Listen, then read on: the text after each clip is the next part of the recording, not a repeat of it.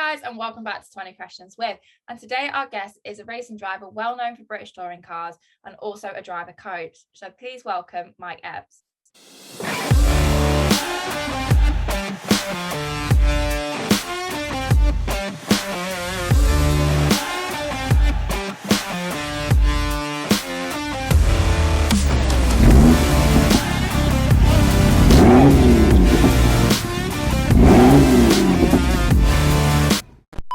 Hi Mike, are you all right?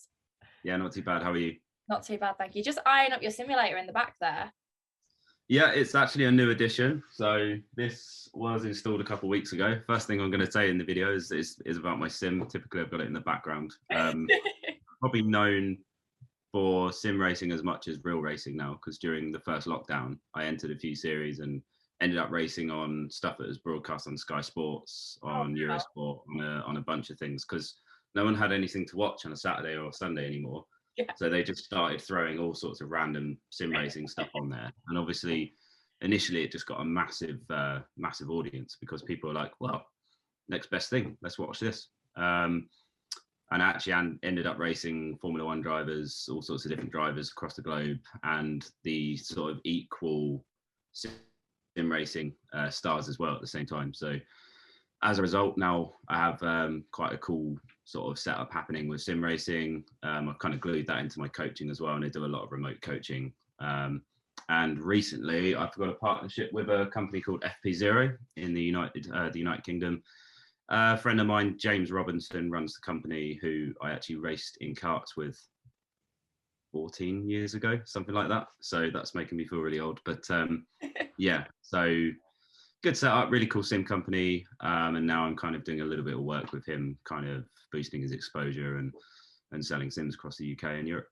Amazing. I think I might need to look into that. My bank might not agree, but Might not straight away, but keep saving, and I guarantee it's worth it. So shall we get started with the 10 quick fire questions? Yeah, sure. Are you ready? I think so. We'll see. So first off, your favorite car? See, that's not fair to ask that as a quick fire question, because I've got so many. But I think from previous videos, I've seen people say track cars. So if I were to say on a track to pick a car right now off the bat that I've driven, I can't even do it. I'm not even sure if I can do it. I'm going to go to my basic favorite all-round car, which is a Nissan Skyline R34 GTR. It's a bit of a Need for Speed, Fast and Furious thing, but my dad actually used to own a Nissan Skyline, so it's been a Japanese tuner kind of love in the family for ages. So yeah. Amazing. So your favorite track? Favorite track in the UK would be Brands GP. Globally? Huh? Globally, I think Nürburgring Nordschleife. Yeah, it's actually a track I've never raced on, but I really want to race on at some point in life. So I've driven around it in a road car, and I've just raced it in a sim series actually last week in an LMP2 car, which is absolutely mental. But yeah, awesome place. Really demanding of the driver. Amazing. And cats or dogs? It's a tough one now, but probably cats, because we've always been a cat family. I've had several in my life as a kid, back at home with my parents. So probably cats, but I'm starting to grow into dogs now. I know lots of other people who, and I just randomly see them with their dog walking in the park or something, and I absolutely love it. But to have a pet, I don't have enough time for them right now. But later on in life, I'll probably go dogs. At the moment, cats though. And your go-to 3-course meal at a restaurant? I think I always have calamari to start. Anyone that's ever been to a pub with me, it's like, yeah, he's going to order calamari, just standard salt and pepper squid. Always go. I think pizza is a main, bit basic, but I just love Italian food. And for a dessert, sticky toffee pudding, typical English dessert. That is me through and through. Perfect. And your most inspirational driver?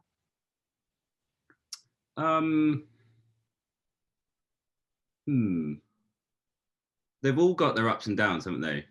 Do you know what I mean? You can say the good things about Senna, the good things about Hamilton, but there's always a stick in the back as well. But I'd probably say For just his sheer style, I'm going to pick the typical Ayrton Senna, just because there's a lot of things I actually didn't realize I took from the nature of his driving style, just watching on YouTube and random documentaries about him ages ago, and it's just so like he just hustles a car to the next level, and there's still another element of that today in like some of the best drivers I see coming up in the UK. They just have very similar like levels of urgency behind the wheel and on the pedals. So yeah, Ayrton Senna. Amazing. And apart from motorsport, if you had to choose another sport, what would it be? I've played tennis, not very well to be fair, but I've played tennis in the past. It's a sport I quite liked. Not really into field sports like football or cricket or anything. I find like when it's a one-on-one sport, it's something I more enjoy. So off the bat, I'd probably say tennis. Yeah. Perfect. And are you a morning or evening person? Evening, big time. Yeah, mornings. I mean, I even like, I know we're like midday, but I still don't feel like I've woken up. I'm on my second coffee and it's a double shot, and I still don't feel like I've woken up. Yeah, evening guy, definitely. And your go-to hobby? Probably producing music on the side. So I like making electronic music. I'm literally like either side of this laptop is a small studio set up with speakers. So that and DJing is something I've never really fully taken up with my time, because I literally got back from Croft yesterday, which I was away for 2 days. I'm at Alton tomorrow. Like I'm just up and down the country too much. But if I get some downtime over the winter, I want to kick that off again. Amazing. And the scariest thing you've ever done? I wouldn't say I've ever been that scared by anything. Like it sounds weird, but I don't get that shell shocked by certain things. Like I used to have a little bit of a fear of heights, but not really. So I'd say actually my scariest thing was probably first ever race meeting in a proper race car. Because when you're in karts, you're surrounded. You can literally see everything. Like it's really easy. And you get in a race car and like everything above here is gone. You're just like, and like I never had enough budget to survive like a big crash or anything. I always had that in the back of my mind. So I'd probably say my first race was actually one of the scariest moments of my life. And now I'm like not even bothered. But you get used to it, don't you? Accustomed to it. Massively get used to it. Yeah, the fear just sort of drops away, almost too much actually.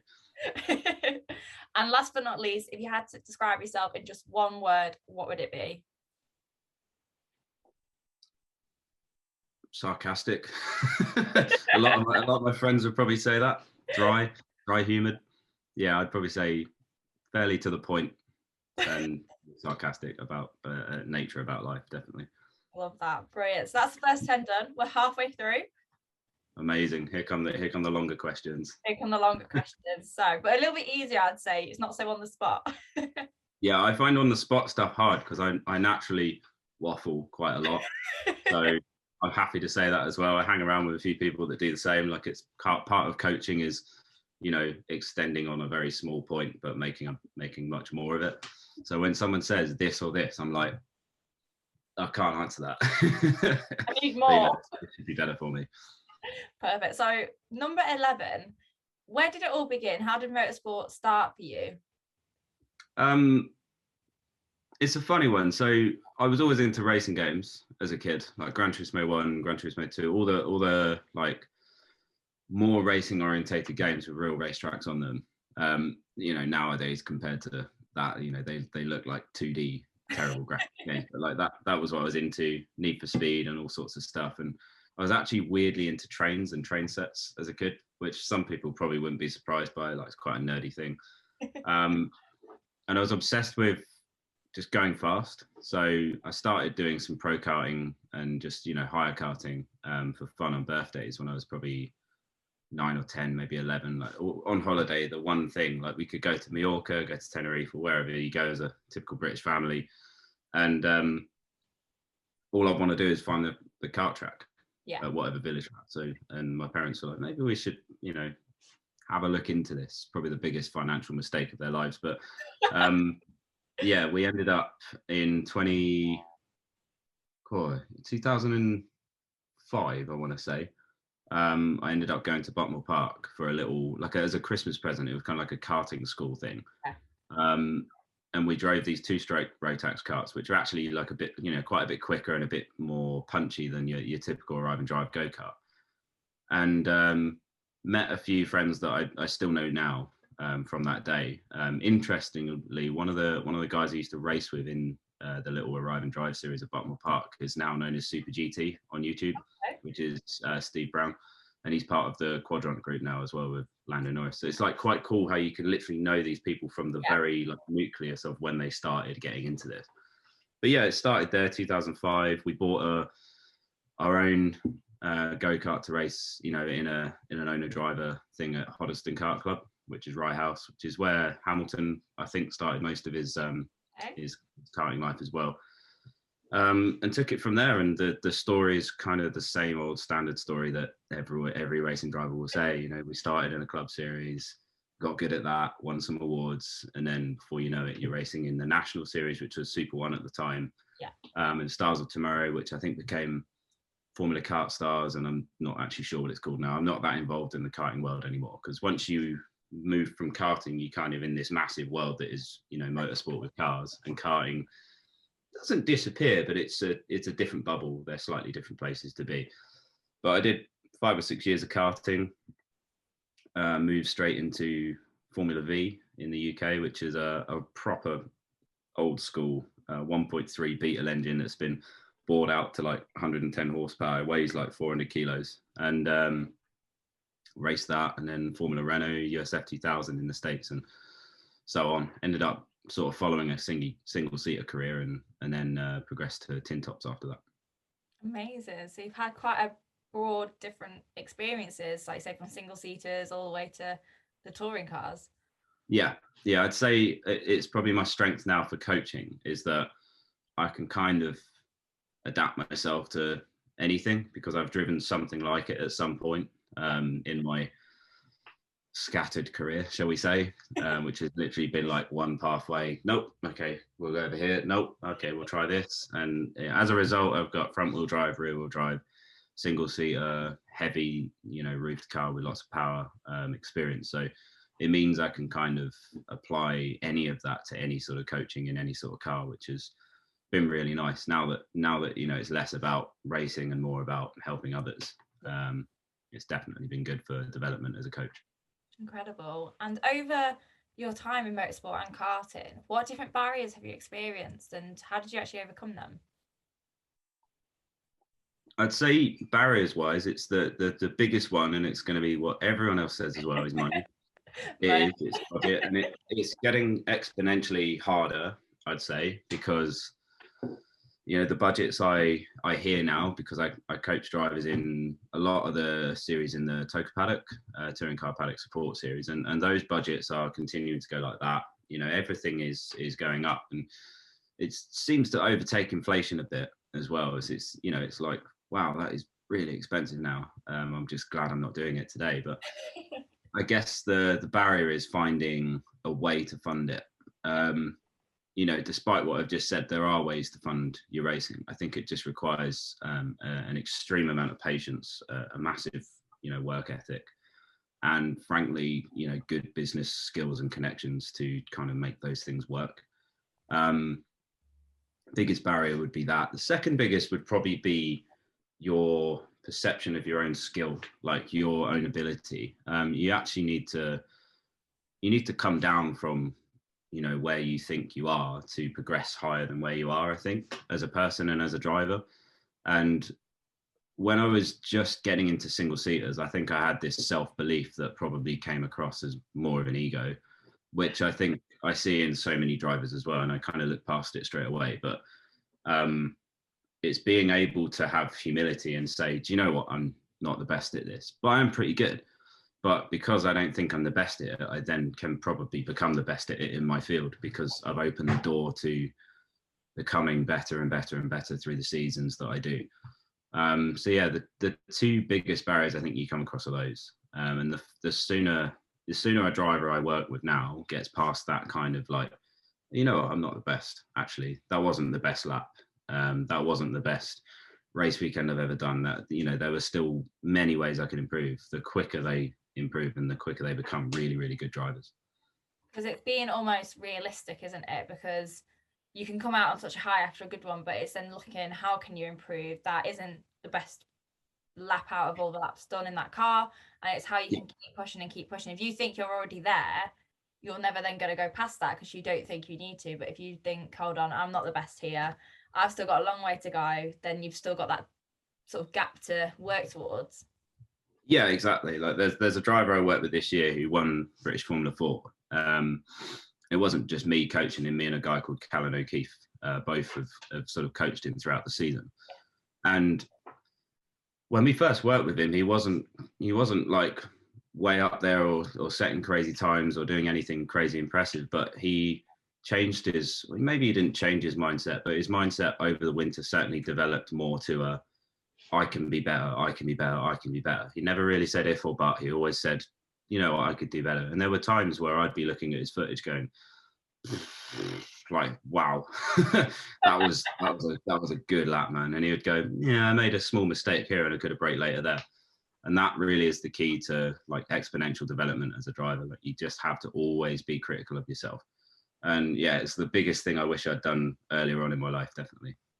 I think with driving as well, like there's no perfect driver. I think if you look at Lewis Hamilton, he still makes mistakes. There's still places he can improve. He's constantly improving. And I think that's how you've got to look at it. There's always room for improvement. And I think it really does apply to driving. Yeah, definitely. I think Lewis, and I said this to someone recently, he's probably the example of the product of having pretty much everything you could want or need as a driver since age 10 or 11, maybe earlier. You know, in terms of coaching, equipment, management, psychologists, personal trainers, you know, everything else that builds up your development as a human being and as a driver. And that's been seen, I think, within Formula One as well, because look at when he arrived and where he is now as a person and as a character, and as a driver as well. I would say he's completely different now compared to when he first entered Formula One as well. You've kind of seen that continuous growth. Yeah. And you know, that I wouldn't bat around the fact that he's had everything he could have possibly had to win the amount of world championships he has. And there's always going to be opinions for and against him. I think I'm fairly on the fence. I think he's earned a lot of what he's got. Yeah. But also he's a good example of what, you know, having absolutely everything around you can produce as a person. And I think it's possible to reproduce that in another driver if the same amount of effort were put into it and the same amount of work ethic in return from the driver came. So yeah, he's you know, I mean, he is now the household name, isn't he? He is, especially with him being British. Yeah, exactly. And we definitely carry our own nationality like hard here in the UK, don't we? Like, if we have a British driver, we back them 100%.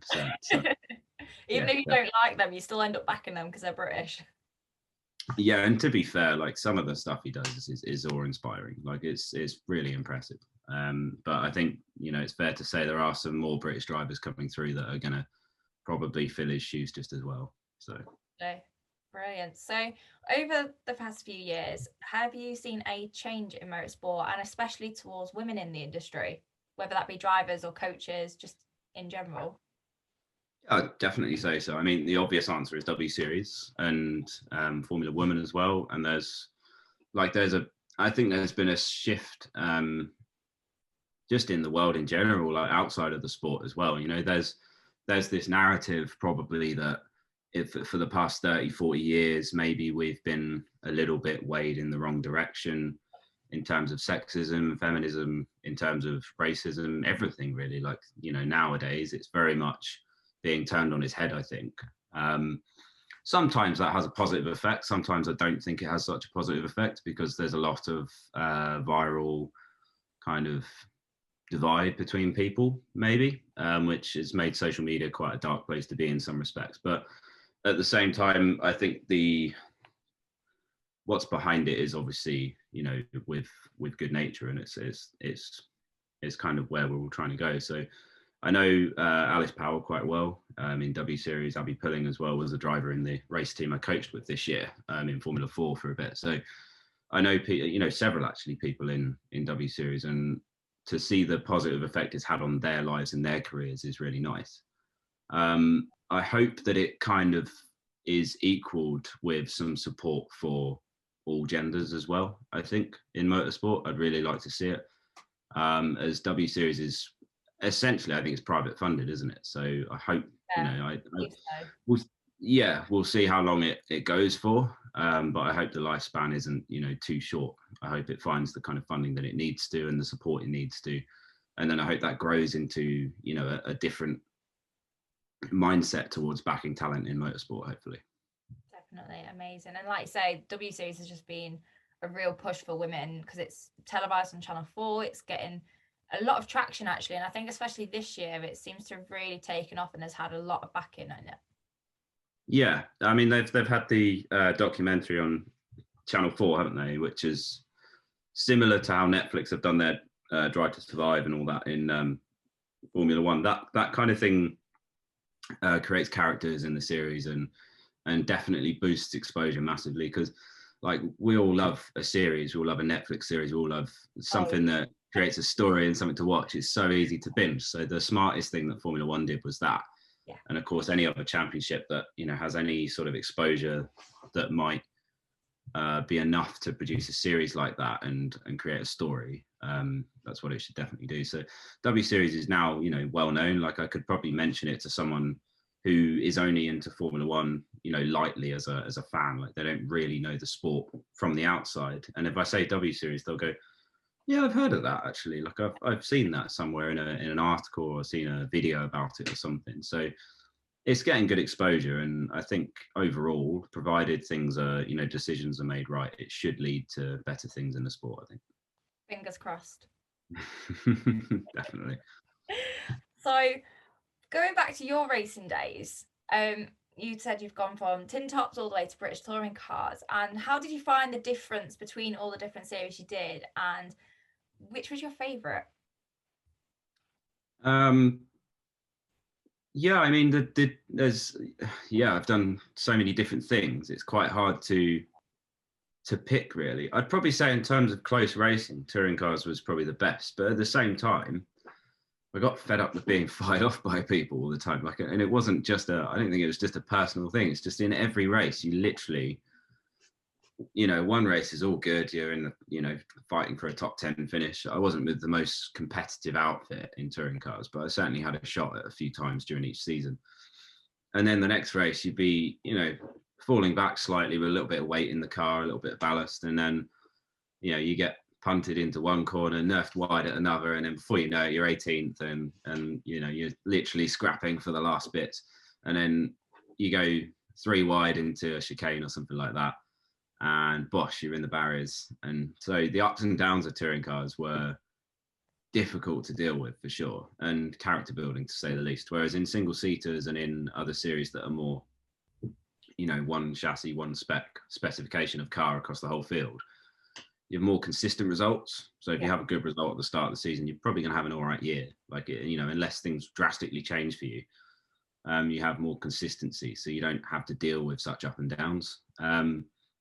I think my favourite's touring cars for sure, because I quite like a little bit of rubbing with racing. Like I like a little door bang and a little bump to bump over there. Yeah, definitely. Yeah, big time. And with single seaters, like you can't really get away with that unless it's like front wheel to side pod. But even then, there's a massive risk of a huge accident. So single seaters was much more fearful when you're racing close to others. But touring cars was, once I got used to it, it was nice. You can just lean on other people a little bit, and it's kind of the nature of the beast, really. Yeah, bit like Dodgems. It's been called that. Yeah, definitely. I've definitely called it that after a couple rounds where I was just like, have I got 5 targets on my rear bumper or something? But it's it's the swings and roundabouts. You'll always get a chance to give it back, I think. That's the main thing. As long as you can take it and then you can give it back as well.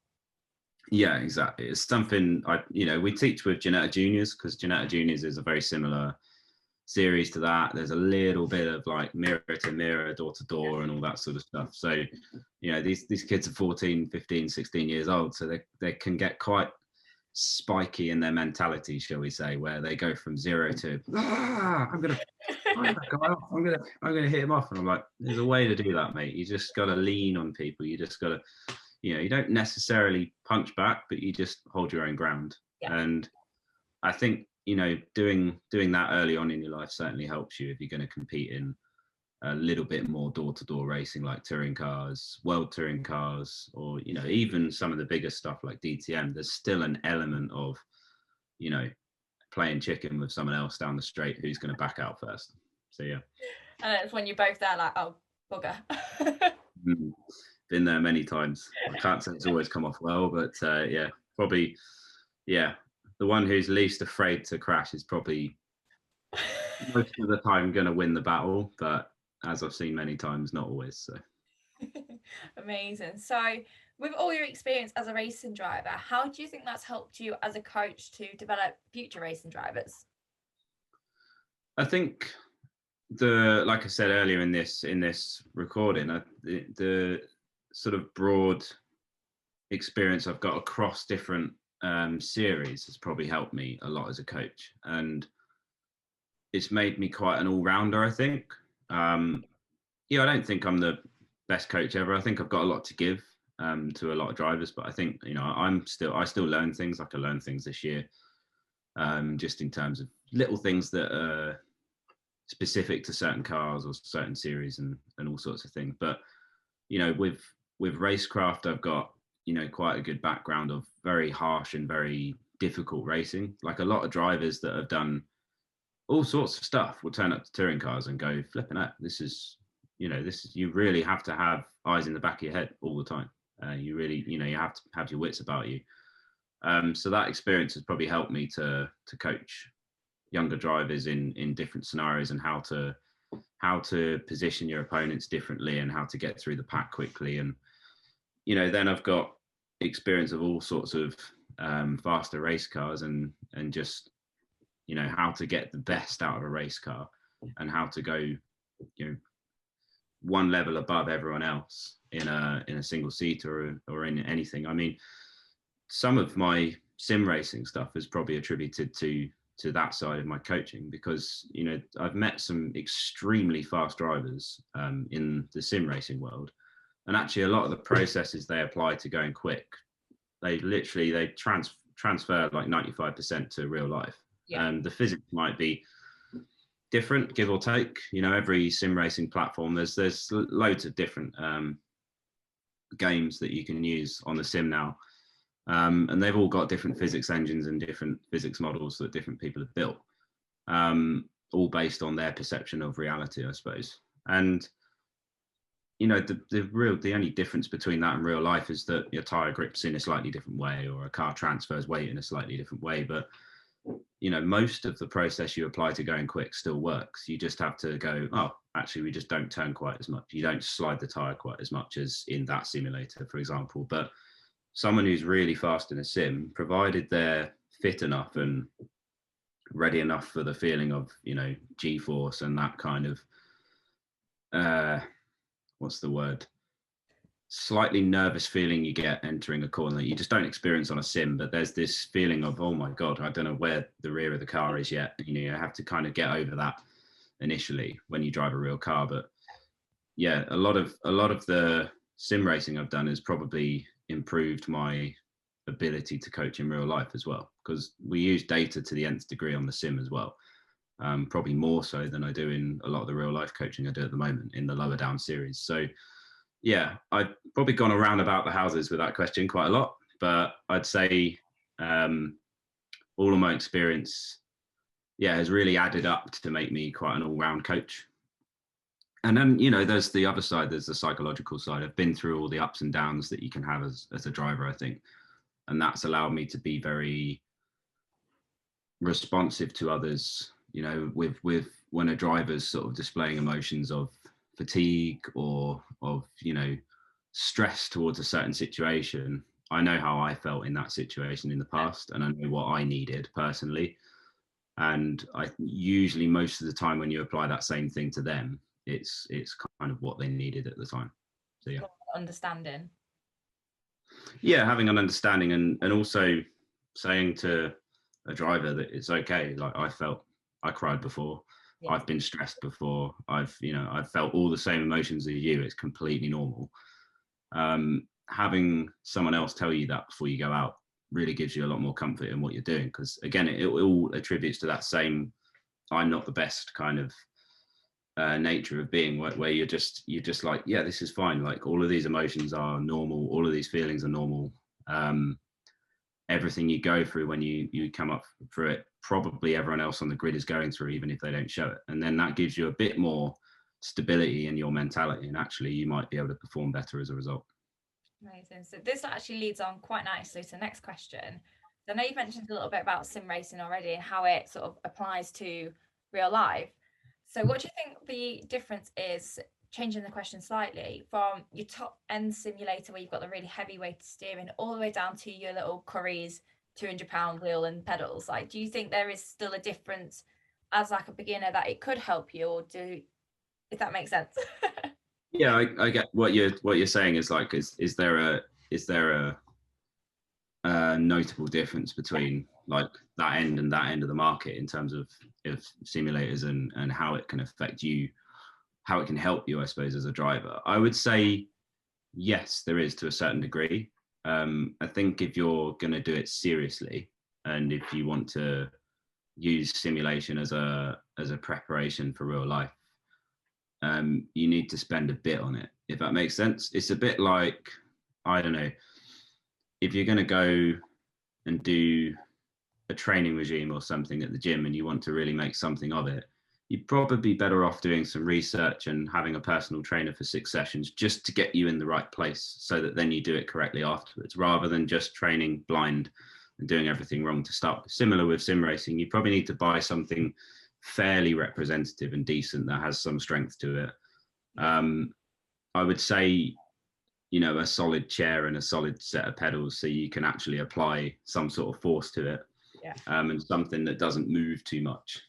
Because you see a lot of desktop style simulator setups, and I think it's good to start off with, but for a real driver, I'd always say, like, you want something structurally solid to drive, so that you can at least feel like, if you're braking with only a quarter of the pressure in your simulator that you apply in real life, then you're not really going to be able to work on the same attributes to your braking. And same applies to steering, same applies with everything. So I would say, if this is like low budget and this is high budget, you want to be there-ish. Yeah.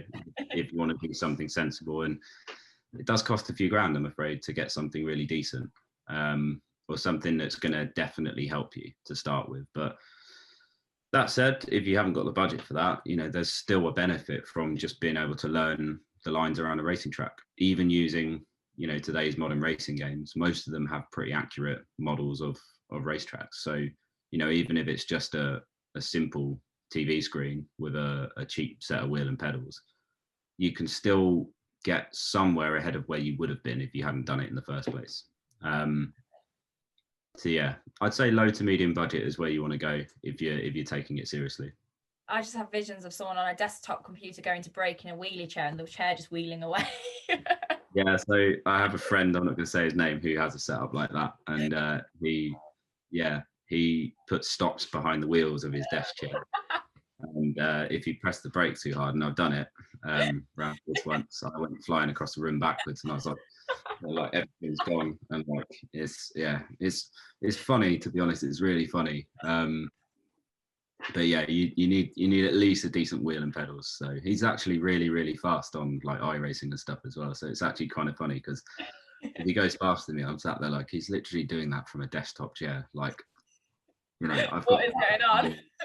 we've only a tenth off. Like, what is my life? But yeah, you need something decent. But yeah, I've definitely I started off with the desktop setup, with like a 25-pound wheel and all that, back when I was racing 10 years ago, and sim racing equipment wasn't quite as well known then. I think it's fair to say the last couple of years it's literally boomed. Like, everyone knows about it now in racing, whereas before that, typically you'd go to your race team simulator. They'd have a room in their headquarters or their garage where a proper sim setup would be, and you'd go and use that on a Thursday before a race meeting. But now you can literally get better at home. So yeah, that would be the change.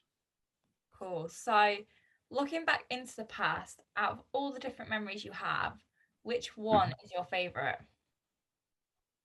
This is a I tough think, yeah, it is a tough one. To be fair, I've had a lot of good memories in the sport, but like in terms of success, it's been a bit sparse because a lot of my racing, and this is something I would say to others, I've probably often picked the cheaper, more affordable option when I've been racing, in terms of who I run with in a series. And although I learn a lot in the process, to get a result is a lot harder because you've got drivers with budgets maybe 40 or 50 grand higher than yours, doing a lot more testing, a lot more time, and you know full well from anything, the more you do something, practice makes permanent, right? That's kind of the thing. And if you don't do enough testing or do enough time preparing yourself, you'll turn up to the first round and you're just there and you just never catch them up during the season. A lot of my racing was like that, but I did have my most successful time would have been in the States when I raced in USF 2000. And even then, I started the season in 2013 with a sort of lower budget, less experienced team, because it was a really good deal for us to go over there at the time. And we were enticed by the Road to Indy series, which had a scholarship program, which would give you the budget for the next season if you win. And we were looking to do a couple of years out there. I'd say my most memorable time out there was with a team called Bilardi Auto Racing, I think they were called. And they had an Indy Lights team. They had a whole number of drivers, and they were quite well connected with like IndyCar as a whole. So for me, that was kind of a dreamy time. I went to Indianapolis Motor Speedway, saw the Indy 500 like up close. I was in pit lane for qualifying and stuff like that. It was really, really cool.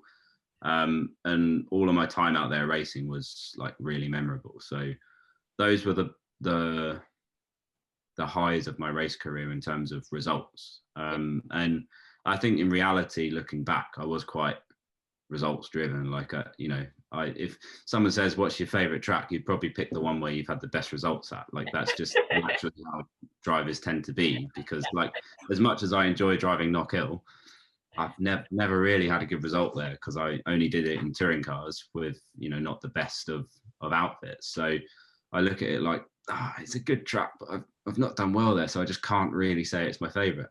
And it's kind of the same with your results when you look back and, the biggest highs of your race career. So that, and probably 2017 in touring cars as well was really good. Like I was racing with people who I'd idolized as a kid and watched as a kid. And then I'm literally following Jason Plato and passing him, was like, that's actually quite cool.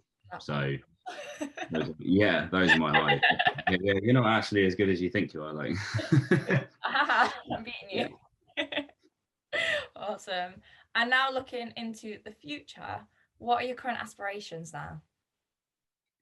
I think they're changing year by year because with COVID and with the effect of that on the globe has really changed how motorsport actually is, and how everything is, really how life is. So my aspirations 4 or 5 years ago might have been quite different to what they are now. And I think the reality is, like I've touched on before, with the budget to race now being so high, I struggle personally to see, how my future would lie as a driver at the moment.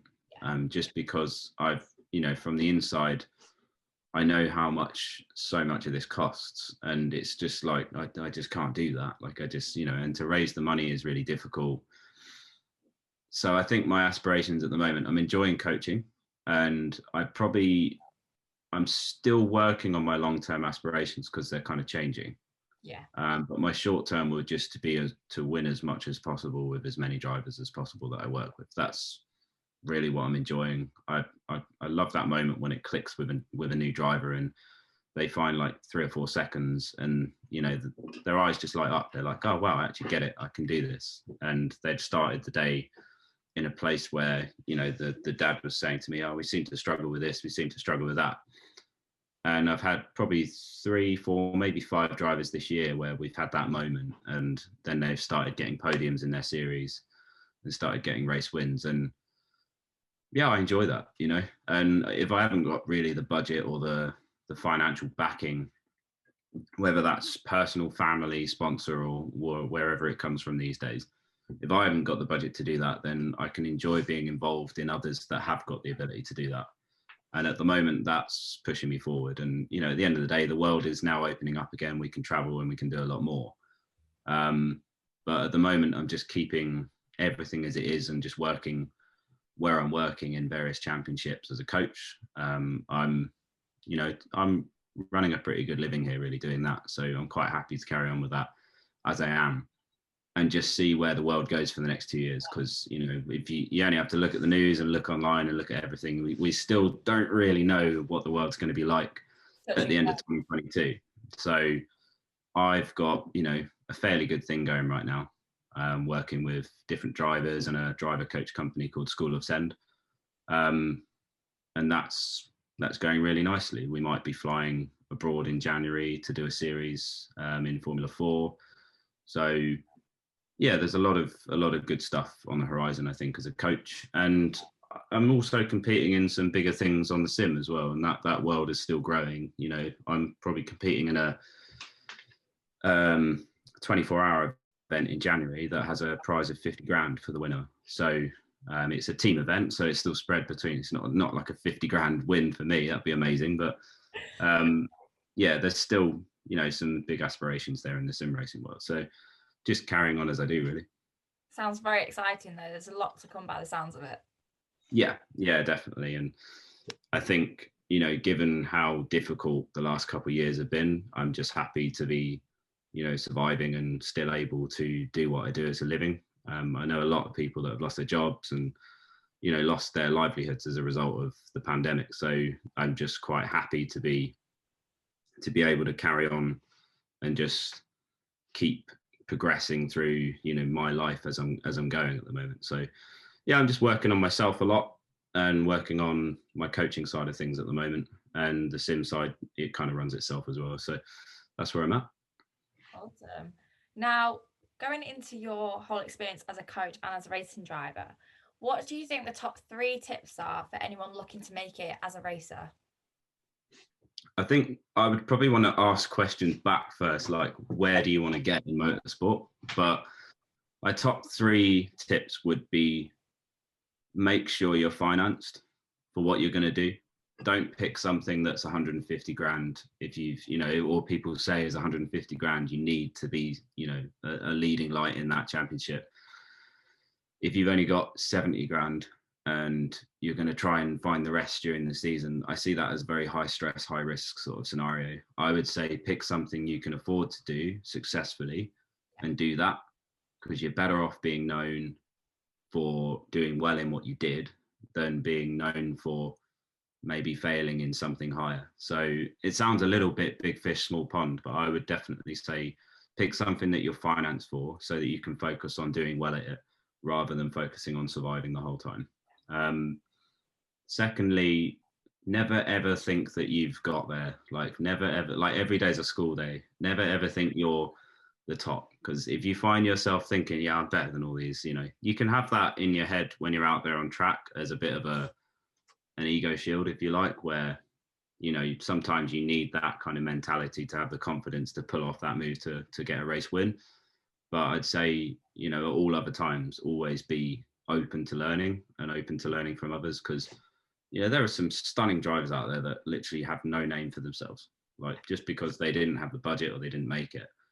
And you might have really good opportunities to learn from them that others don't have because they're not around them. So always be open to learning. And I think the last one,